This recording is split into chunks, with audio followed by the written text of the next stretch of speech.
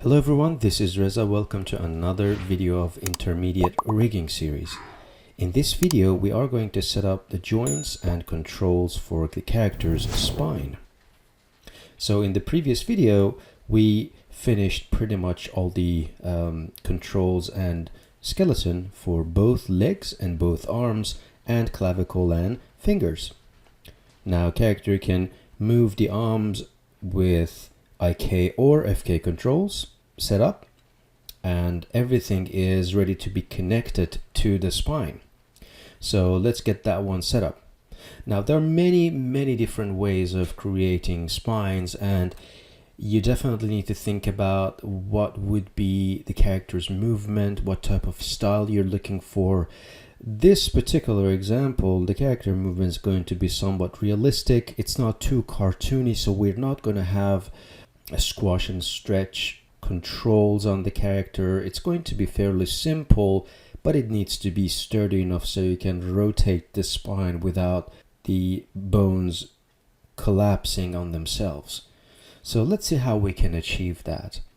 Now again, as usual, I need to find the middle point between two connection joints, and I'm going to use the same method I used for Rigging for Beginners series.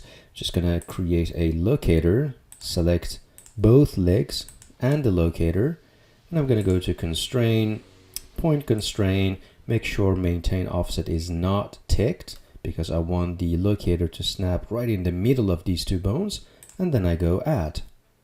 If I go and switch to wireframe, you can see now between the two thigh chains. Now I'm going to switch to orthographic because I really don't want to create the chains through perspective. It will be very inaccurate, and I can probably move the locator up a little. I'm gonna hold down X, snap it to the grid. Then I need to duplicate this locator, move this up right underneath the ribcage, probably around this area. And again, be mindful of the topology. Make sure you're aligning this to the right edge loop in your character. Now with these two selected, I probably go and turn off the grid. I've got these two, so let's go ahead, make sure you're in rigging menu set. I'm gonna select create joints, hold down V to snap to the first joint, and again holding down shift to make sure I'm moving it in the straight line. We need to create 6 bones in here. So 1, 2, 3, 4, 5, and again for the 6th one, I'm just gonna again hold down V to snap to the locator. Let's double check from the perspective view, make sure the chain is right at the center. That's great. We don't need these two locators. Also, I can select this locator from the previous session and go ahead and hide that too. Now, before I start moving or setting up anything, I need to make sure that I've got the right orientation. So I'm just going to expand the chain and enable local rotation axis, and right off the bat we see that only one axis is accurate, and that is X down the chain, the end joint excluded. If I select this leg joint and enable its local rotation axis, you can see yes, X down the chain, but Y is to the side and it's a right hand side. So what I need to do, I need to go to rotate tool, hold down J, and rotate this in 180 degrees. That's more like it. Now if you compare these two and their local rotation axis, you can see that it's identical, and it enables us to use advanced twist option in Maya in order to achieve natural twisting in the spine. Now with that done, I think it's time to select all the joints. Make sure to freeze its transformation. The reason I'm freezing transformation because I have the first joint, I've got 180 degree value on the rotation X. I'm actually, before I freeze transform, I'm going to go to the very end joint, and I'm going to either freeze the orient values on it or just to show you a different way, you can go to orient joint and set this orient joint to the world. So as soon as I do that, you can see it fixes the orientation for the end joint as well. Well, just so you know, we are going to duplicate this end joint very quickly, but first things first, let's freeze the transformation for all these 7th joints. So I'm going to go to modify and freeze transformation. There is no rotational value on the chain anymore. I'm going to select all the joints and I'm going to name them JNT spine underscore, and then I will add my own suffix to it. So A01, and again, you can always go ahead and copy this and add it to the bone.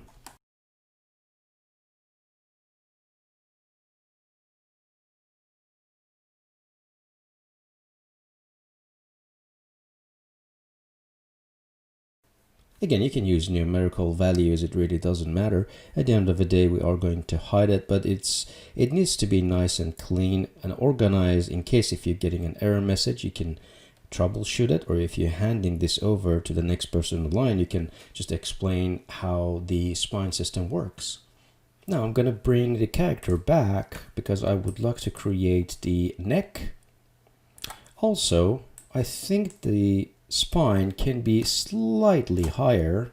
Again, this is the trick I use. I select all the joints but the first one, and I go and select the move tool and move it slightly higher, something like that. That should do the trick. Make sure not to orient it. Now I'm going to select the very end one and I'm going to duplicate it. Press Ctrl D on it and move this up to where you think the neck joint is for the character. So something around that should be kind of close to the clavicle bones. I'm going to name this JNT neck underscore base 01 because that's going to be the base of our neck. And again, I make it the parent of JNTE spine. That's great. So instead of me going and selecting these individual joints, I would like to have some joints that can represent this spine. So very similar to, again, what I did, I constantly refer to Rigging for Beginners series because that really creates the foundation of skeleton of the method I'm using. In the Rigging for Beginners series, I had 1 bone for root, 1 bone for back, and 1 bone for the chest. Now, right now, I have 6-7 bones in here, but I would like to have at least a couple of bones here so that can be attached to the spine.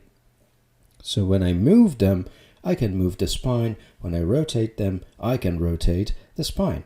So I'm going to pick the very first one, which is a pelvis one in the middle, and one in the, before we start the neck bone, so the chest bone.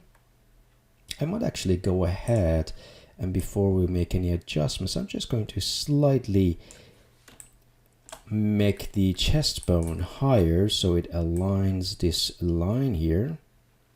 So I'm going to select the pelvis, 1 from back and 1 from the chest bone, and I'm going to press Ctrl D to duplicate and Shift P to unparent. Now you can just go ahead and delete what's inside, and that leaves you with 3 bones. 1 represents the pelvis area, 1 represents the back, and the other one represents the chest. Right now they have the exact same size and the same color. That needs to be fixed really quick. So I'm going to, first things first, rename them. So this one is going to be JNT chest handle. So it's going to be a handle for the chest area. Now I'm going to copy the name, do the same thing for the other bone. JNT back handle 01. And of course this one is going to be JNT chest. I just made a mistake with the naming, and this one is going to be JNT either pelvis or root. So I'm just going to call this pelvis for now. So we have pelvis, back, and chest. I'm going to increase their size. So from 0.5 to 1, 0.5 to 1, and 0.5 to 1. Let's recolor them as well. So I'm going to go to drawing overrides under display rollout, and I'm going to give this bone yellow color. Same with this bone, so it stands out and it's much easier to select. Now they have different colors. That's good. Make sure there's no rotational value on any of them, so always constantly check the channel box. Make sure there's no rotational value. If there is, then go ahead and freeze transformation on it. Now the way I connect this to the spine so they can control the spine is through an IK handle. And it's not just the good old IK handle. This time we are going to use spline and IK handle. Now the good thing about spline IK is it comes with a curve. So if I go to rigging menu set, skeleton, and I go down to create IK spine handle, pretty much everything is default. Instead of number of span to 1, I set number of span to 4. Now in the outliner, I can select the pelvis, control select the JNTE spine G, and that is from the pelvis bone to the chest bone on the original chain.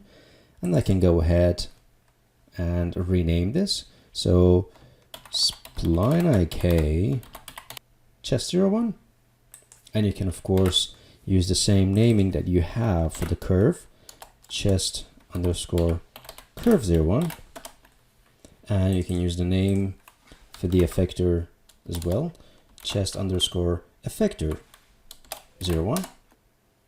Now we have the curve that is connected to our spine. We can easily connect that curve to our join handles. So we have 3 join handles. I'm going to select all 3 and control select the curve from the outliner, and I go to skin, bind skin option box.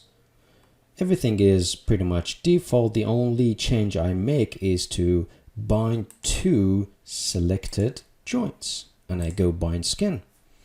Now look, if I zoom in, I can actually move the spine with the handles. This one is taking care of the back, and this is gonna take care of the chest. Now let's go ahead and fix the orientation of the chain, because right now, although they move, they cannot be rotated. As you can see, my local rotation axis doesn't rotate at all. So let's get that one fixed. Now the way we do that is through our Spline IK and Advanced Twist control. So if I go to Attribute Editor with the Spline IK selected under IK Solver attribute, if I scroll down, I have Advanced Twist control. I'm going to copy the tab, because if I select something else, I will lose this window. So I would like to have it open permanently. IK Solver and Advanced Twist control. And I'm going to enable that.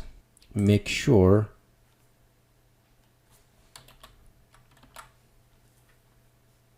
now let's see how we can work around this. So it says word up type. I would like to say I'm going to use object rotation with a start and the end. We do have start and the end. Our start bone is the JNT pelvis handle. So I'm just going to put that as a start.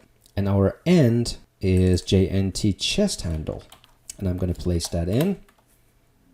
Now, forward axis is, of course, X up the chain. And up axis is the handle that is to the side, and that is positive Y, and that is correct. We're pretty much done. Now look, if I select the handle for the pelvis and rotate, you can see that the rest of the chain is going to follow. You can see that with the local rotation axis changing as well. The only one that doesn't change much is the back. So the handle for the back moves but doesn't rotate. That's one limitation that we get with this advanced twist control, but in realistic humanoid characters you cannot twist the back. So what does this tell you is if you have a super cartoony character, a Looney Tunes type of character, and that character squashes and stretches and spins, probably this method is not going to work the way you want. It's just going to work for us for the scenario that we have in mind. I'm going to select all the bones in the spine and turn off the local rotation axis. Done. Now it's time to set up some controls. I'm going to create one control for the pelvis, one control for the back, one control for the chest, and one control for center of gravity. We need 4 total. So I'm going to start with, let's start with this center of gravity one. I'm going to use the crown for center of gravity. It's going to be yellow as well. I'm going to flatten that so there's a little bit of difference in the look. It's not going to be exactly identical to our global control. Now we need to think about the color, we need to think about the pivot, and we need to think about naming. And of course, once those are done, we go ahead and set up the connections. So this one goes to obviously the root or the pelvis handle. So that's going to be that. Obviously the color for that is yellow, and this is going to be CTRL COG01. So that's done. I need to make sure that I freeze transform on that as well. So freeze transformation. Next one is going to be for pelvis, and that later on will be part of center of gravity.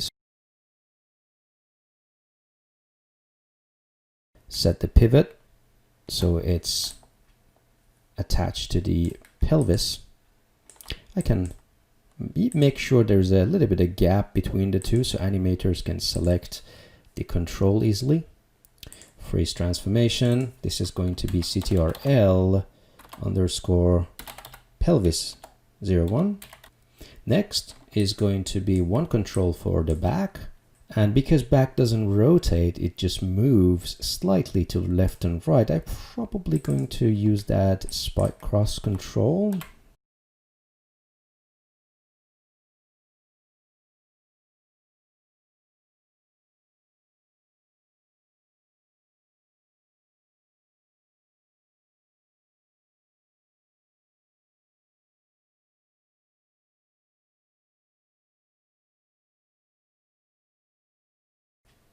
Make sure it's yellow. Freeze transformation. And let's check the, yep, that's correct. This one is going to be CTRL back 01. Lucky last, we are going to bring one box that I always use for chest. That will be connected to the chest handle bone. So I'm going to hold down V, snap, and then zoom back and tweak the shape.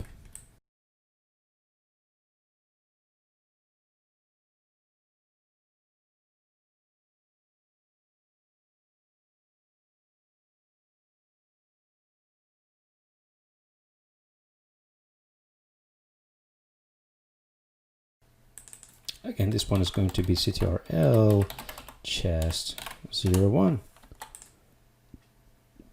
The design for the controls are done. And again, as usual, and I've said that before, you can always go back and tweak if you think it's still not quite there yet. But for now, as long as animators can select all these controls, that should do the trick. Now, as usual, I want all the controls to be inside a group node. So I'm going to very quickly put them into a group. So select each control for the spine and press Ctrl G on it using the same name, followed by grp01.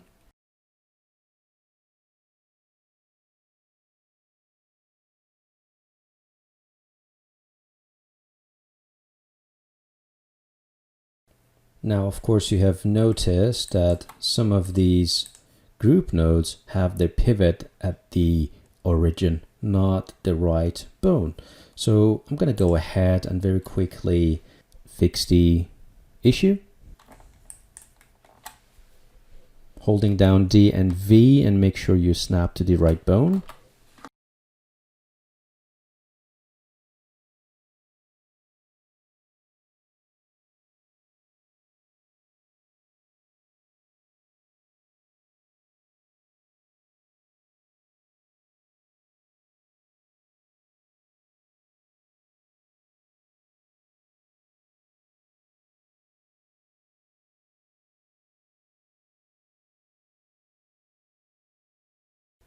Now the pivot for the group node has been fixed.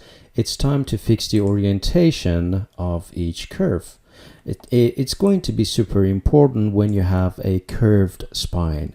Thankfully ours is straight, but I'm just going to show you anyway in case you have a curved spine. This method just going to fix the orientation for the group node. What you want to do is to select the group node, in this case pelvis group node, shift select the JNT pelvis handle and press the P key, and then you go into rotation and freeze the rotation. Now as you can see, the orientation fixed itself really quickly. I'm going to do the same thing for the back. So I'm going to select the back control, shift select the JNT back handle, press the P key to parent, and go ahead and freeze its rotation. So it's got the correct orientation now. I'm going to do the same thing for the chest.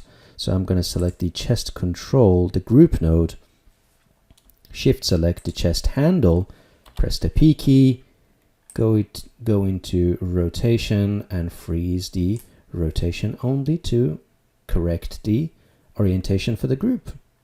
Now you have the right orientation, so let's unparent the group nodes. And this time, because these guys, chest, back, and pelvis, have the right orientation, now you can parent the joints to the controls. So I'm going to select the joint pelvis, shift select the CTRL pelvis, press the P key, JNT back handle, and then shift select the CTRL back, press the P key, JNT chest handle, shift select the chest control and press the P key. Now we know for a fact that all three, chest, back, and pelvis, should follow the center of gravity. So with these three selected, and then shift control the center of gravity control and press the P key. So now everything is nice and clean. All three main controls for the spine can be controlled by center of gravity control. Now there's still one problem, minor problem, that I need to fix. If I select the pelvis, you can see I can move the pelvis. I can also rotate the pelvis. If I select the back, I can move the back control with no problem. Same goes for the chest. I can rotate and I can move, but when I move, I'm not sure if you guys can see it. I can probably hide the character so you get to see it. Look at the neck that's supposed to stay put. It doesn't. It just follows the chest control. Now that's a big problem, because when you rotate or move the chest, you may not want the neck control to follow. So let's see how we can fix that. We're going to go select the chest control and then shift select the JNTE spine, and then we go to constrain, parent constrain option box. Pretty much everything is default. The only thing is I just want to turn off translate and only have the rotation on. So when I, let's say, select the pelvis and rotate, you can see this guy stays put. If I move, this translates this neck bone but doesn't rotate. That's better. So what's next? Let's clean up the channels on the spine controls. So for the chest, we only want to have rotation visible. So translate and scale, lock and hide. For the back, we want only translation, rotation and scale, lock and hide. For the pelvis and for the center of gravity, I only would like to lock and hide the scale. I'm actually going to move some of these points just a tad higher.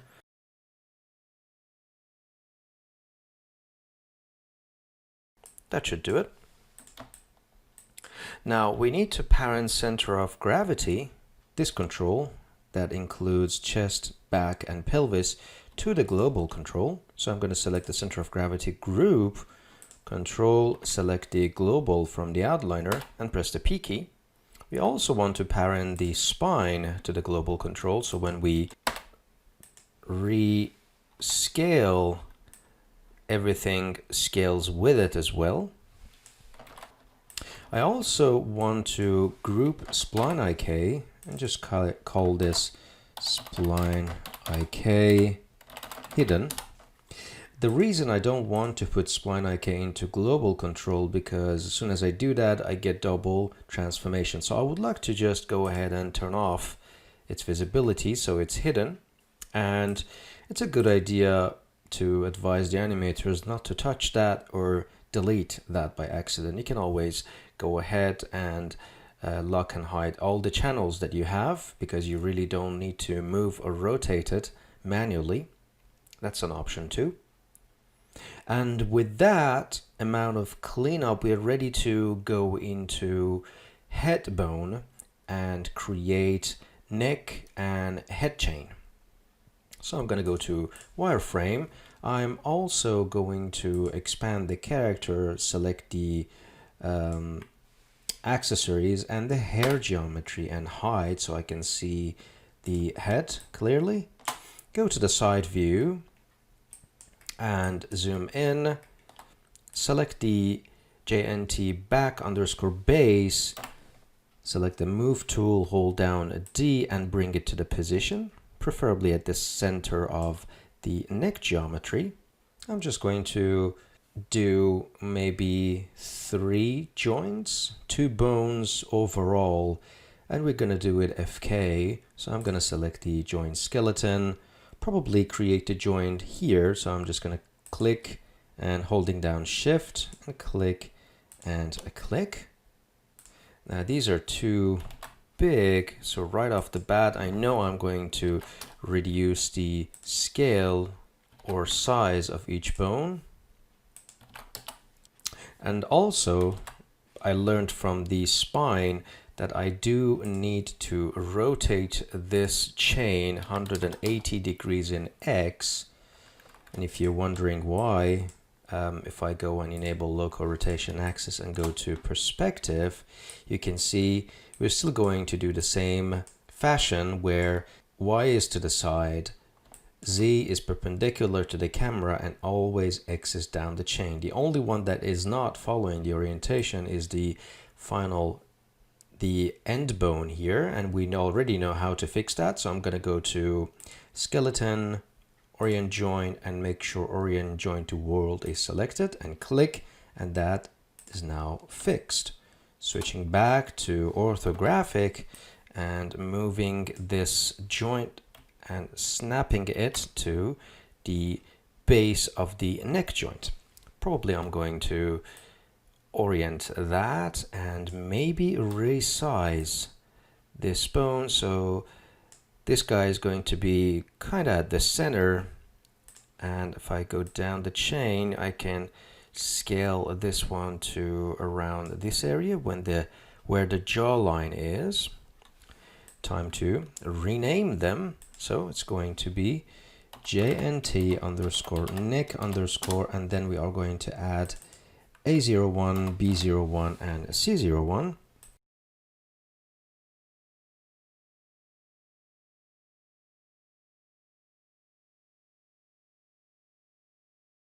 Now renaming is done. All I need to do is to freeze transform, turn off local rotation axis, and apply parent constraint controls to the joints using the Python script we have. Now it's time to select the chain and make sure to freeze transformation on that, so there's no orientation information on this. And then you can select neck B01 and C01 and run the script on them. So you just right click, go execute. So you have two neck controls now. You can always go to your script for the controls and recolor them. I'm going to select them, search for CTRL JNT, replace them with CTRL to fix the naming as well. And you can see now these two are connected to the neck bone. That's great. The only issue is probably these are inside the geometry.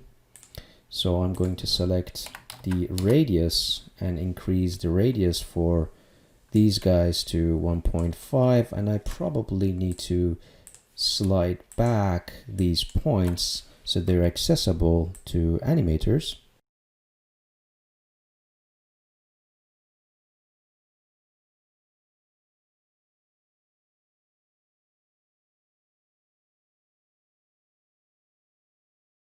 So I can see that it's almost there. Just going to slightly, ever so slightly, change the size, and make sure you are in component mode rather than in object mode, because as soon as you're in object mode, then you're moving the pivot. You can see the pivot is now snapped to the center of the joints. Yeah, that's doable. Again, I don't want to spend too much time on it, so this will do for now.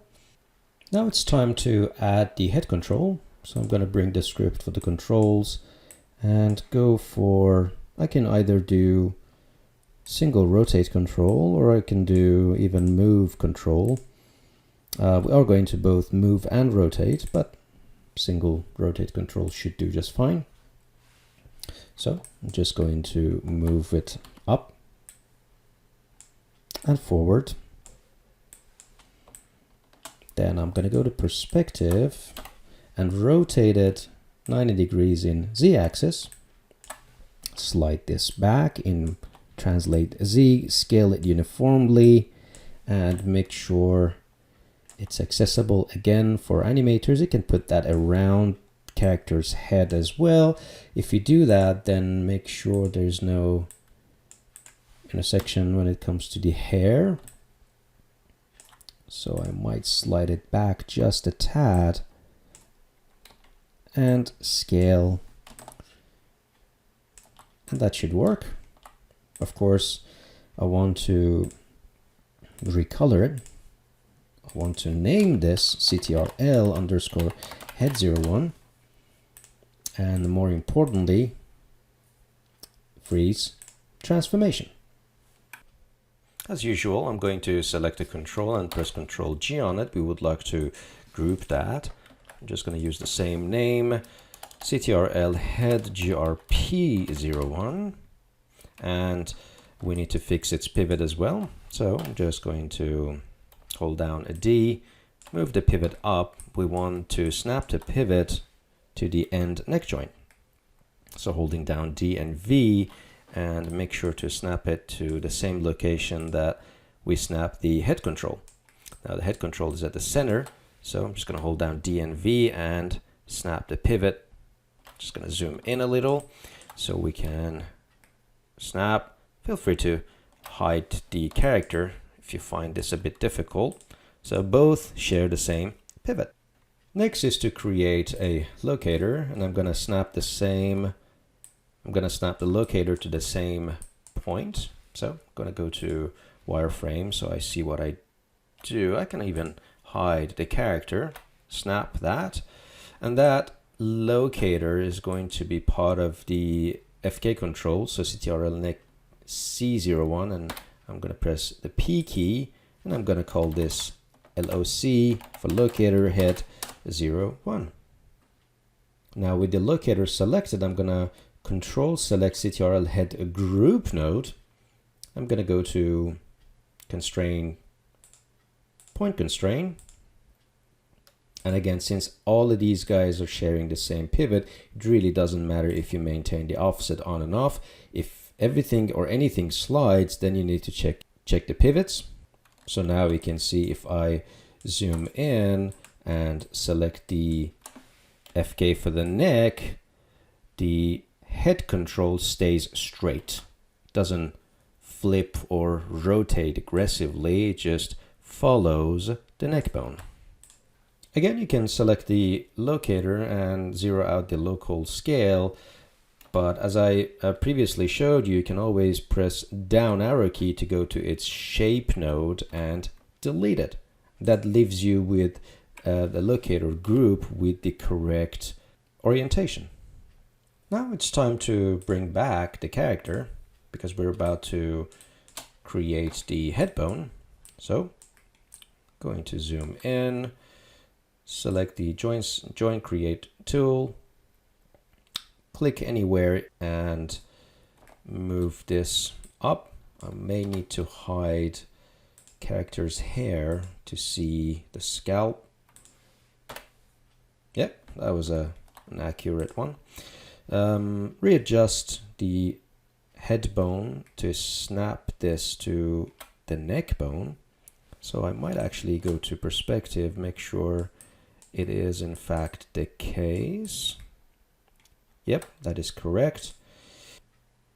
I'm going to slightly make it just slightly bigger, so 4.5 should do the trick. 0.45, and move this down a little. I'm going to name this JNT heads 01, and the other one is going to be JNTE head 01. Now all I need to do is to select the end bone, go to the attribute editor and zero out the orientation, so there's no orientation on it. Now I can just zoom in and select the child, which is the head bone, control select the parent, which is the C bone, and parent it. So everything is nice and clean and the head control is not floating in the outliner, the root of the outliner. And of course we haven't connected the head control to the head bone, so select the driver, shift select the driven and go to constrain, parent constrain. The default setting pretty much should work because we need maintain offset. If I rotate the head control, the head bone follows. And if I select the controls for the neck, you can see again we have the right deformation. Of course we still need to do a small cleanup, so scale for the head control, lock and hide. For these two, translate and scale, lock and hide. Now I noticed there's a little bit of geo-interpenetration on these guys, so if you think it's necessary, spend a little bit of time and readjust